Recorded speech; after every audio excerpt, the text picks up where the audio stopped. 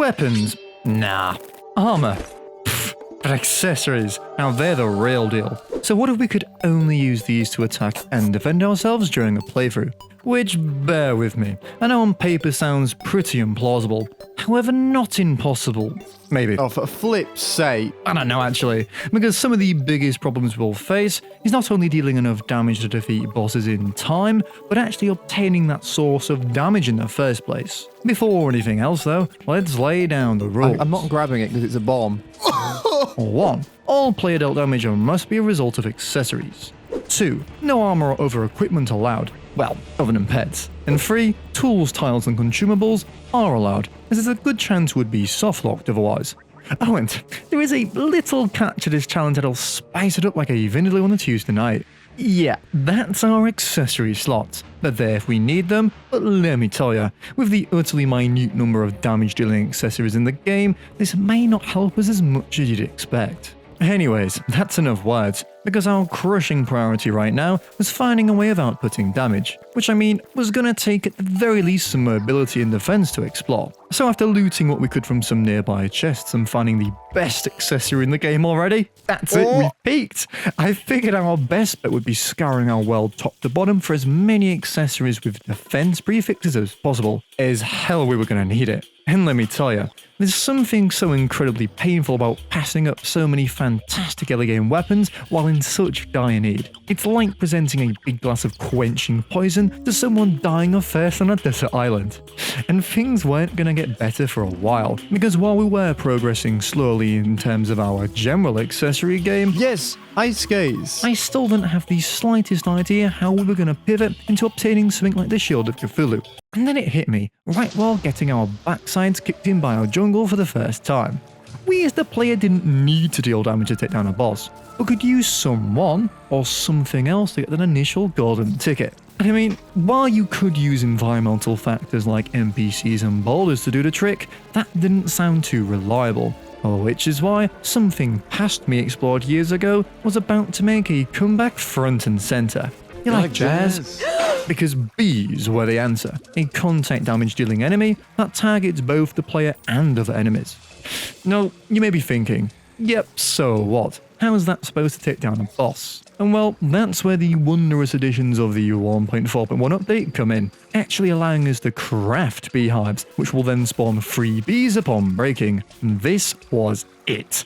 Let's chill for now though, because it wasn't like these things were exactly free, and would require us meticulously disassembling a beehive, which we were just not geared up for at this point. So after spending a good chunk more time building up our max health and now overclocked accessory game, this is just the best thing I've ever seen.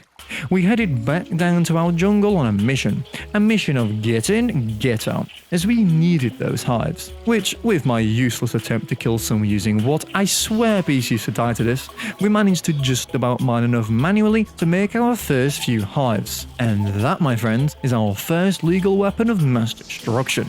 But we were going to need a lot more, so after returning with a far more explosive strategy, which sort of worked, we started to pile them up. Oh, and guess who decided to show his face? Or I, far too early.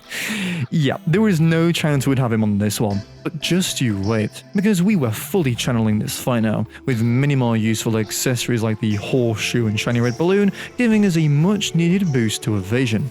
Evasion wasn't everything though, as if you hadn't guessed already, tankiness was going to be the key consistency of this playthrough, and would realistically only be doable with reforging. So let's get an invasion going I guess, with this drop of a goblin scout being our first non-direct kill of the playthrough, because Rupert the Bee did it actually, see? Can I just say as well, already this is probably the most infuriating and inefficient way I've ever had to kill enemies in Terraria. And this was only scratching the surface. Either way though, we managed to farm enough for that goblin battle standard, which left us with the fun task of clearing an entire goblin invasion using only bees. Oh no, that was a terrible idea. Why would I think that was a good idea? Which is weirdly not the first time I've done this. What it definitely was, however, was by a mile the longest goblin invasion I've ever endured. Because these bees, man, they target like crap. Bro. I mean, what the hell? And of course, silly old me thinking that a measly 109 beehives would be enough for all this was insane, because we were going to need at least 500 by the looks of things. Also, to make matters worse, it seemed that spawning too many bees on screen just straight up paused the invasion, so that was another nice thing to keep on top of. Nevertheless, progress was inevitably made, and after over an hour, yep, an hour, we had the invasion conquered thanks to the mighty bee. We've yet to her to fly. So, with this monumental milestone reached, we'll be rewarded with a guy who really values his customers, doesn't care about money, and always gives people what he wants.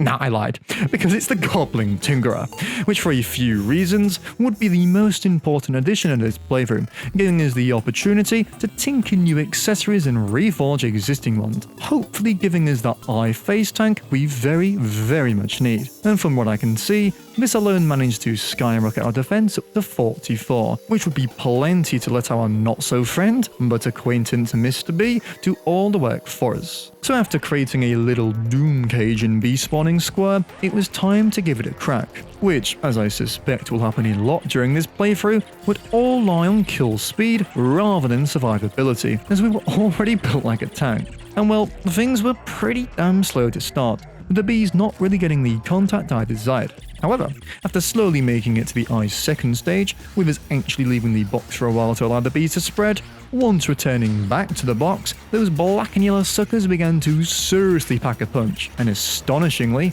managed to get the job done. Yes! Giving us a critically essential piece of today's puzzle.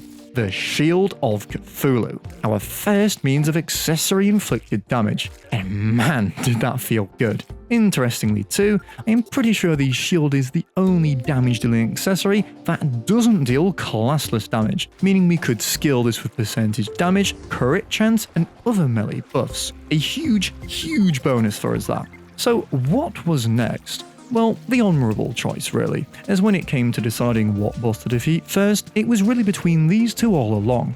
Yep, Deerclops was next, with its expert mode item offering us a second way to deal damage passively, and probably far more consistently than the shield. So how do we prep for this? Well, although Deerclops does on paper pose more of a threat than the eye, she doesn't despawn after death, simply having a 24 in-game hour timer instead. But, with the fight now up and running, it quickly became apparent just how tedious this was gonna be, and if this damage versus her health was anything to go by, might actually not give us enough time. Thankfully though, our massive defensive stat meant we could pretty much sustain survivability just by popping the odd potion, allowing us to use a combination of bees and the shield to slowly chip her away. And after getting into a bit of a system, it was basically just a more finicky repeat of the eye fight. Unfortunately, however, our supply of beehives was finite, meaning for the remaining half of the fight, I had to lose many brain cells, continuously mashing the right or left arrow key in hopes to drain a 5,000 health pool with our 25 damage shield. Ugh, things were slow here, but eventually the result was in our favour. And after what felt like an actual eternity, Deerclops was down. Big stuff again, as with the usually useless bone helm accessory now in hand, the snowball effect had truly started in motion, with each subsequent milestone opening up even more useful accessories for us to go out and get. In the meantime though, before our next significant upgrade, I felt that we were more than capable of a worm kill now, as even without all these accessory slots, you can usually tank the thing. Also, despite the Bone Helm's shortcomings, this thing's ability to pierce would be perfect for this fight. So after making a few subtle upgrades and more reforges, I wasted no time heading right on over there, and without even bothering with an arena, as let's be honest, it wouldn't make a blind bit of difference, it was time to give the Bone Helm its big debut. Which is also worth noting wouldn't be assisted by bees anymore, meaning it had a heck of a lot more weight on its shoulders. And dude, what can I say, other than I'm absolutely shocked at just how much damage we're dealing to this boss. Like, I'd go as far as saying that using this accessory would be viable in a regular playthrough, well, assuming you can tank the hits. And, unlike our other two dreary fights, this one was going at a much more reasonable rate.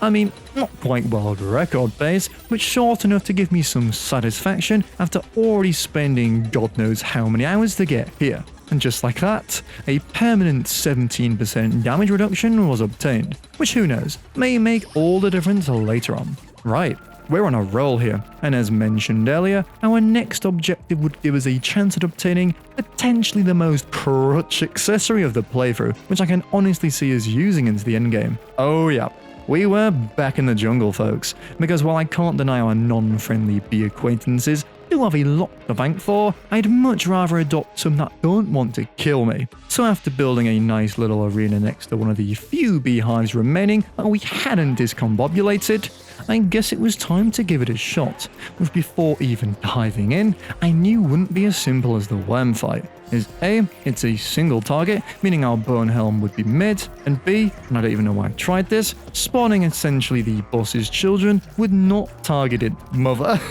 and in fact just created more enemies for us to dodge. Ugh.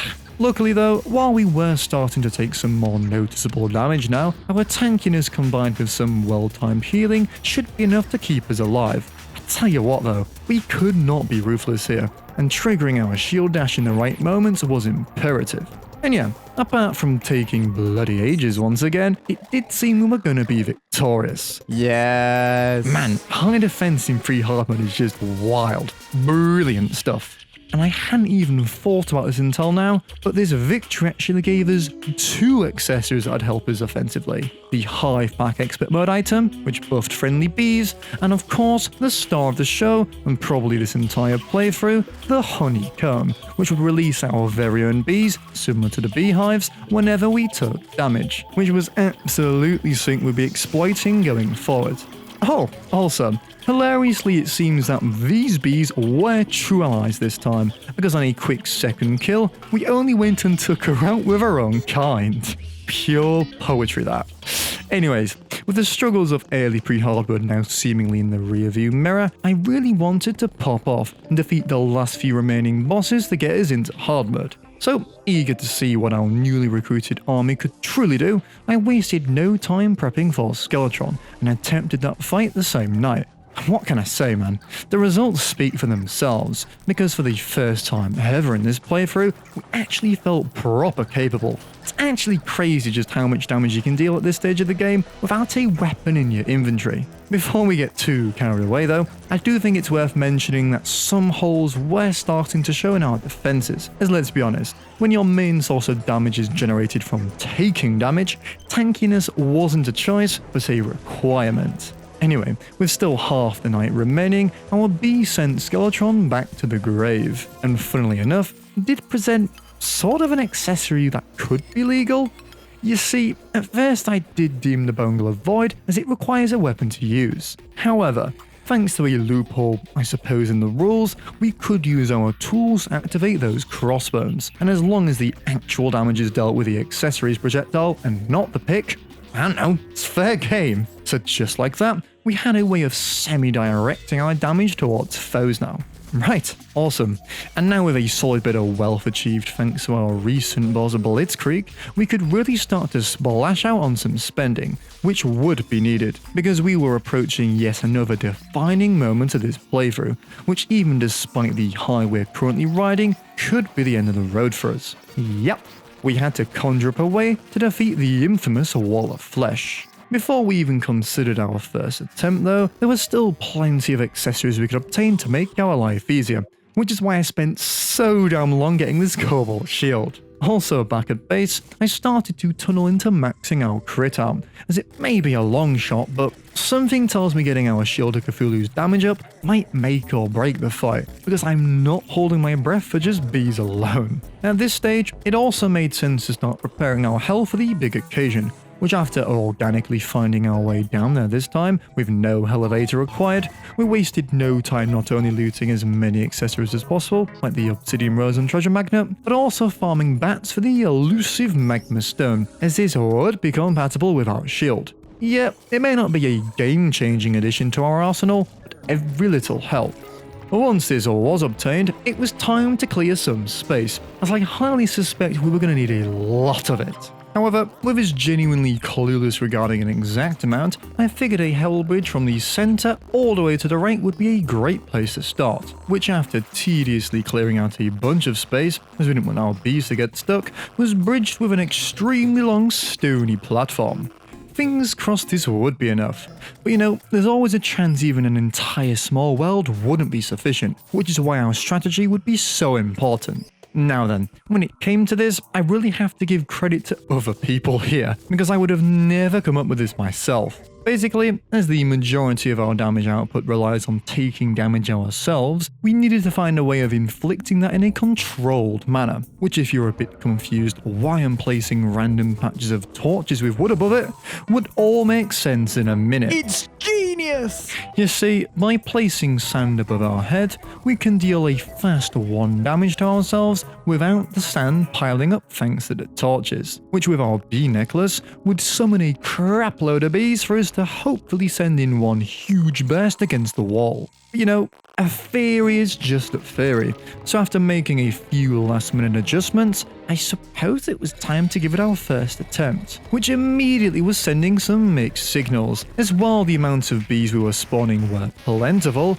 they seriously struggled to penetrate the hungry and deal actual damage to the wall itself, which due to the spacing of our torch stations meant a good chunk of our summoned bees would be dealing wasted damage. Also, my previous fears of our platform's length were beginning to become a reality, with us absolutely bolting across the map while dealing very small amounts of damage. I think the only positive we can take from this first fight, however, was how our newly acquired bone glove would actually be useful, with its little bit of baked-in piercing making it a great additional source of damage while we ran station to station. And speaking of stations, well, we ran out. Yep, it was nowhere near enough, and unfortunately resulted in a good old crushing by the wall at the far right-hand side of the map.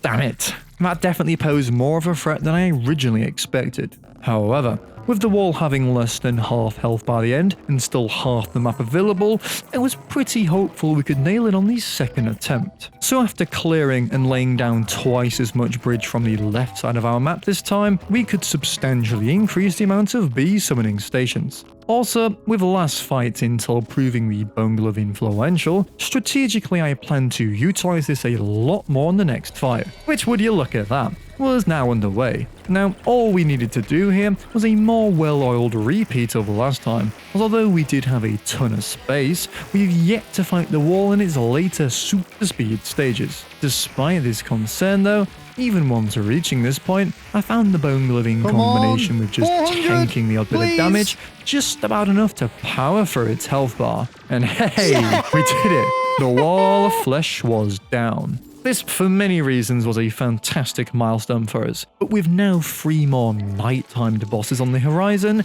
celebrations had to be cut short, because we would need a heck of a lot more firepower if we intended to defeat the ever-so-tanky mechs. So what was first? Well, although relatively useless, I did want to invest slightly in the hard mode or hierarchy, as a faster mining pick would simply be a nice quality of life upgrade, which while progressing through, did offer us the first few hard mode opportunities to obtain some offensive accessories. Firstly in the form of a gelatin crystal, which assuming we could beat her, would reward us with the volatile gelatin, and from Mimics Underground, the Star Cloak, another counter-attack based accessory. And really, it was only natural we were going to bump into both these things while scouring our underground. But this would only be the start of getting fully equipped for the mechs, because we were going to need at the very least some massive mobility upgrades and a huge defense boost.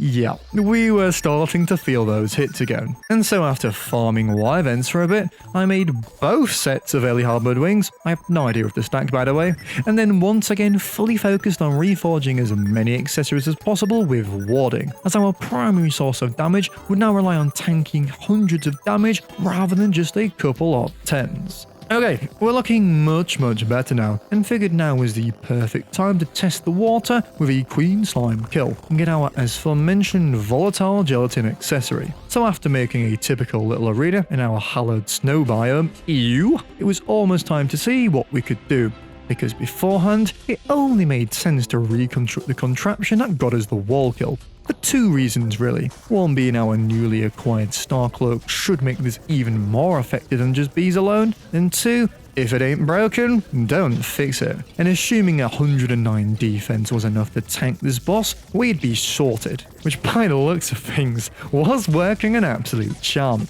Damn, we are tanky now. And what about that damage, man? Remember, this is just 3 accessories working together to comfortably dish out over 500 DPS at this point. And assuming we got the kill, which was looking likely, was only going to be improved by the drop from this exact boss.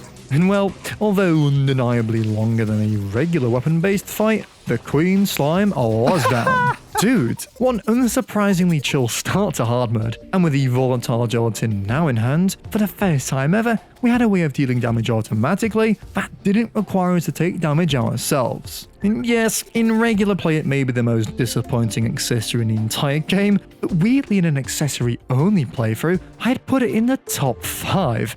Yeah, that is really weird. And speaking of weird, the next fight we had to prep for would be quite that, which for obvious reasons, the Destroyer being the most logical mech boss to go for first. Now, as this boss might deal an amount of damage we actually have to care about, maximizing our survivability would be key, which is why it was time to utilize the Sand Spam Platform Mark II, complete with heart statues. Right, don't let me down. Oh yeah. Oh, it just took out everyone. I'll tell you what, that Star Cloak is working overtime here, essentially being a pseudo version of a Holy Arrow Daedalus, which benefits from all the same Destroyer vulnerabilities as other meta bows. Also, let's not forget about the bees, which despite our confined space, we're still finding a way to escape and contribute their little bit of damage. An excellent start, which once getting the boss to half health gave me the confidence to leave the box and see just what sort of threat we were really dealing with. And what can I say? Astonishingly, even this beast of a boss meant nothing to us. Just nothing. More than anything, this playthrough had just opened my eyes to how viable a contact damage build might be in vanilla. And would you believe it? The Destroyer was down. Righto. I don't see any reason why we wouldn't be capable of taking out the other two now, even without that piercing benefit. So after rebuilding our debatably helpful Sand Spam Platform Mark II, we summoned in the twins the next night, which while on the surface wouldn't pose a threat, did have a secret weapon up their sleeves in the form of a green flamethrower of death. Or so I thought, because very bizarrely, after coasting through the first few stages of each twin, upon reaching Spasmatism's second stage, it seemed our genius box had fully nullified this attack. Eh? Like, can it not go through tiles or something? Because all that thing wanted to do was keep dashing right to left with nothing left to lose. It seemed that only upon leaving the box his deadly attack was thrown in our direction, which hilariously nearly did humble us. Keyword nearly though, because in a similar speed to the Destroyer, the twins were down. So I mean, with the knight still semi-young, let's get straight on with Prime, which is usually even easier. And it was, with everything from our gelatin projectiles, bone glove crossbones, shadow hands, friendly bees and star cloak, all adding together to pack quite the punch. And let's not forget the fact our, 20 odd warning over accessories cause us to endure hits that'd usually end our life. Alright, with all 3 potentially run-stopping bosses defeated and our jungle growing restless, I suspect we'll be given a bit of a break until the Moonlord now, with both Plantera and Golem not worrying me too much. Nevertheless, if we wanted to keep using the same strategy we'd been obliterating bosses with so far, we'd 100% need to keep on top of our defense, as 116 pre-Plantera wasn't anything to shout about anymore, which after assessing our options, led to an earth-shattering discovery. See, you know you can get different coloured string accessories for yo-yos? Well, as it turns out, multiple can be equipped at once. Yeah, I don't know what to say. All I knew was, if we weren't exploiting our 200 accessory slots this playthrough, we were doing something wrong. So with a bunch of string now crafted, dyed and spent a fortune on reforging, say hello to our far more modest 137 defense pre-Plantera. Now that's more like it. And it's funny I mentioned Plantera, because with no other offensive accessories available to us yet, she was our next immediate objective. and after sleeping so a few bulbs and bits could grow, we headed right on over there. Now, usually I'd make a big deal about building a giant arena to give us as much space as possible. But you know, I hardly think that'd be necessary, as with Plantera having weirdly low contact damage, even without 200 accessories, you can easily out-tank her with the right defense and armor. So after only clearing a little bit of space just in case, and saying a quick hello to the soon-to-be invaded lizard locals, Should we just have a little bit? Ow! sorry guys, I created yet another torch sand dropping platform for the bees and gave it a shot, which unsurprisingly went about as well as I'd envisioned. Our star cloak deals great damage, bees were bees, and as long as we kept on top of our potion game, we could easily out-tank this thing. This is without a doubt the stage of the playthrough that skilled us into oblivion, with the current difficulty being millenniums away from our agonizing struggles of pre-hard mode. Let's enjoy it while we can though, because we were actually about to receive the final offensive accessory of the playthrough, and therefore the entire game. Oh, and unironically one of my favourite accessories in all of Terraria, the Spore Sack.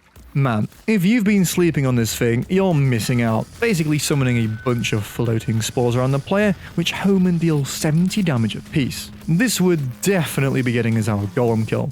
So after popping home for a quick top up on defense and potions, it was time to revisit our lizardy friends, pillage all their loot, and head to the altar room for a crack of golem. Which, I don't think you need me to say this, was hopefully going to be nothing to us, with now a total of 6 different accessories working in unison to deliver a steady but respectable couple hundred DPS to golem. However, despite my optimistic intentions, I have to say for one, our newly acquired Spore Sack was really carrying the damage here, with our earlier game accessories really starting to become less noticeable by this boss. Also, we were starting to take some damage now, and actually required us to move around a bit like, I don't know, an actual boss fight. All was averted though, as after 4.5 minutes, Golem was defeated. Bro, I'm got a whoopee cushion. Right, good and bad this, as while we were on the home run for victory now, my confidence had decreased slightly after seeing a less than enthusiastic damage output against a boss that's leagues below the Moonlord. As I say though, there is nothing we could do about it past this point, as what we had is what we've got, and we'd need to figure out a way to make it work. What we could do at the very least, however, is make ourselves essentially unkillable, which the shiny stone from Golem contributed towards massively. And additionally, obtaining some pure damage reduction rather than armor seemed like a great idea, so we spent a good while in our dungeon farming paladins for his shield, which, bro, these things still out like a you know. And finally, regardless of if it would be needed or not, I wanted to get a quick old Empress kill for the soaring insignia, as even though we'd already stacked God knows how many flying accessories, infinity is the only unbeatable ceiling. Also, yeah, thanks to our utterly ludicrous 247 defense now, we didn't even have to break a sweat, and got that precious mobility boost in no time at all. Yeah. I guess then, with basically every decent accessory I can think of obtained at this point, 83 of them at once to be precise, let's dive headfirst into the endgame, beginning with the Cultist. Now, for various reasons, I'm not too concerned about this fight, as the Cultist doesn't usually pose much of a threat when running even moderately tanky builds. However, with 48,000 health at its disposal, I'd be positive we'd be here for quite a while. This was partly true, as even with us being able to face tank the Cultist's hitbox itself, our bees, stars and other accessorized weapons were hardly scratching the damn thing. Yet this did not give me much confidence for the Moonlord. Regardless of this though, the Cultist wasn't a timed fight, so it would only be inevitable we'd rise victorious in the end, which is a liberty we would not be given during the Moonlord fight. Judging by this, it might be tight, but we'll have to cross that bridge when we get there, because after what feels like an absolute eternity of pouring sand on our heads, the Cultist was finally down, which meant it was pillar time. Now, the pillars should in theory mean nothing to us, because as long as we can deal enough damage to wear enemies down, we'll eventually progress. However, shockingly despite our 250 odd defense, these enemies were bloody strong and genuinely started to rip through our health. Man, I think this goes to show the true extent of Terraria's difficulty jump at this stage, as the Empress and cultists couldn't even touch us. Oh my god. And when we look at that, for the first time in what feels like hours, we actually died during a Stardust pillar. Not what we wanted to see before our Moonlord fight, as once again, we'd be entirely relying on soaking up as much damage as possible if we intended to maximize our damage output. And speaking of maximizing our damage output, before we do initiate the first fight, there was a few things I wanted to prep first to hopefully help us get the most out of our accessories. Yeah, that's a lot of wall, which would be utterly essential if we wanted our spore sac to function at all. I know, right? I never actually noticed this before, but the spores can only spawn on background walls, so let's get it all covered, shall we? Oh, also, as we would be undoubtedly relying on the fabled sand strat for our bees, it was time to construct the Sandspan Platform Mark III, which would be a more simplified version of what we're used to, with my idea being giving our bees and other projectiles as much space as possible to escape and hit the Moonlord. So then, with us next quickly taking out our final pillar, I suppose it was time for this long haul fight, as the Moonlord had arrived. Now then, before even having to progress too far into the fight, some things became very clear. One being that we would be taking enough damage to have to care, and two, this would be the ultimate war of attrition, as our damage was underwhelming to say the least, and would have to beat the Moonlord's healing leeches. For now though, we still had 3 eyes to take out, which due to our central positioning, did conveniently damage each of them pretty equally, which is exactly what we wanted, because spawning an odd number of true eyes for too long would most definitely get us killed. Additionally, although the super potions we just managed to craft were an extreme help, getting us basically back to full Elion, we would have to rely on a bit of regen too, which although thanks to our shiny stone did make us more or less invincible, did at the same time give the Moonlord some time to heal, undoing the little bit of damage we'd just done. Yeah, this fight would be quite the balancing game, and minimizing our regen time was essential. Okay, about 5 minutes or so into the fight now, and we were fully focusing on that top eye, which was definitely one of the most dangerous parts of the fight, due to the Moonlord's crippling laser and True Eyes of Cthulhu being out at the same time. Luckily, due to us previously weakening it though, it wasn't long before we were on the heart, which in all honesty would be the true defining factor of if this fight would be possible or not. And yeah, that looks incredibly tight. Yes, it may look like we're draining the Moonlord's health ever so slightly, but as soon as some leeches spawn and get through our offenses, he would heal 1,000 health like it was nothing, which when you're dealing 150 DPS on a 217,000 health target was absolutely soul crushing. Yeah, as expected, this was going to be by far the longest fight of this playthrough, but that didn't matter, because thank the Terraria gods, the war of attrition was going our way, with that massive health bar very slowly but very surely heading left rather than right. All it would take was time, a left mouse click, and patience, which you lucky viewers at home wouldn't need any of, as due to the power of editing, we can speed right on through. And just to put this into perspective, by the way, I started this fight about half an hour ago now. But who cares? Because all our previous efforts were about to be repaid. Because hell yeah, the Moonlord had just been defeated using nothing but accessories. What an interesting playthrough that was. Really shining a light on Terraria's very limited but usable collection of offensive accessories. If you enjoyed today's adventure, don't forget to drop a like and subscribe, as we're unbelievably close to 200k now. And as always, let me know what you want to see next down below. This has been sockrteez, and I'll see you in the next one.